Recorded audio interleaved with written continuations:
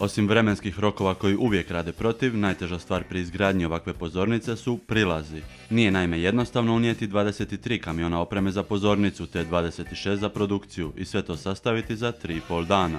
Pogotovo kada istovremeno kombinirate s 3 pozornice diljem Europe. At the moment, the last stage that it was on in Werchter, Belgium is being dismantled. They're on our stage here now online. The next stage in Italy is being constructed.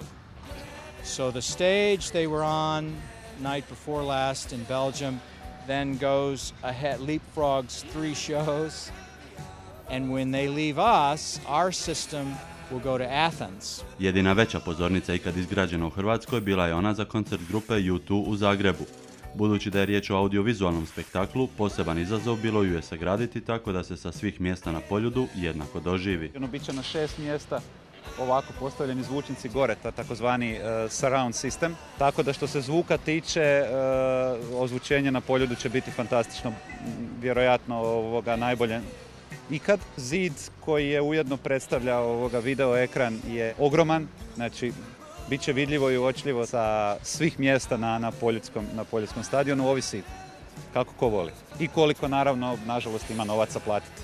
Organizator priznaje kako nije siguran da će prodajom ulaznica i popratnim sadržajem uspjeti pokriti sve troškove. Očekuje 20.000 gledatelja koji bi trebali nazočiti ovom jedinstvenom i vjerojatno neponovljivom događaju. 2011. je krenula turneja, prvo je bila indoor turneja, nakon toga je krenula po Americi i Južnoj Americi. U Južnoj Americi su turirali sa velikim stageom, ali ne ovakvim. I ovo je prvi put da se ovakva pozornica slaže na jednom europskom koncertu.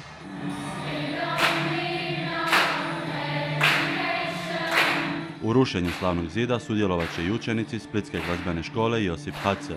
Iako mnogi od njih ne znaju tko su Pink Floydi, uzbuđeni su što će pozornicu dijeliti s osnivačem omiljene grupe njihovih roditelja. To smo trebali napisati kako se taj basist zove i pitati obitelji ili znaju slučajno za njih. I moj tata je njega prepoznao jer ga je slušao, kao i moja mama.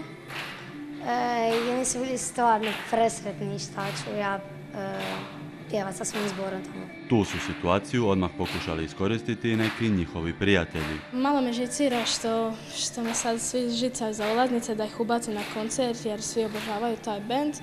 Iako meni nije baš poseban, ali drago mi je što ću surađivati u ovom projektu. Najuzbuđenija je ipak Katarina koja za razliku od Ane i Roka voli Floyde. Osim same glazbe, kaže, sviđaju se i poruka koja se njome šalje. Da budemo svoji, da se ne povodimo za onim većima i da možda što većina misli možda nije ono što je pravo i što nam je nametnuto. Možda nije dobro za nas.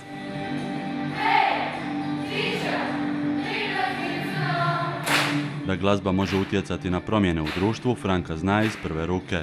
Smatra da bi bila povučenija da ne sluša heavy metal. Glazba puno mijenja i osobnost ljudi. Kada je, na primjer, neki period popularna glazba koja je loša, to može čak utjecati na loše ljude, odnosno da ljudi budu loši. Ovoj djeci pak nije trebao nikakav poticaj da honorar od nastupa doniraju svojim vršnjacima u Domu za napuštenu djecu Maestral.